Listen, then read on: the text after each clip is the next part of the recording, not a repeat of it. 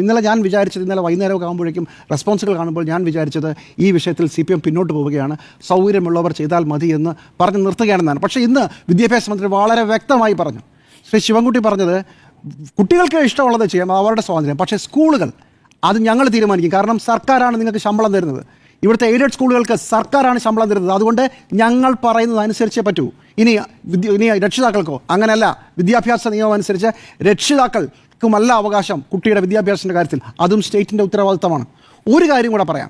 2 മാസം മുമ്പ് അല്ലേ, 1 മാസം മുമ്പല്ലേ സ്കൂളിലെ സമയം മാറ്റുന്നു. 9:30 എന്നുള്ളത് ഒരു 15 മിനിറ്റ് നേരാക്കുന്നു, മറ്റേ നേരത്തെ ആക്കുന്നു. അപ്പോൾ എന്താ പറഞ്ഞത്, ഇത് മതപഠനത്തിന് മൊത്തം പ്രശ്നമാണ്, ഞങ്ങൾ ടൈം മദ്രസയിൽ പോകും. അപ്പോൾ തിരിച്ചൊരു ലോജിക്കില്ല, മദ്രസയുടെ ടൈമിംഗ് ഒന്ന് മാറ്റിയാൽ പോരെ.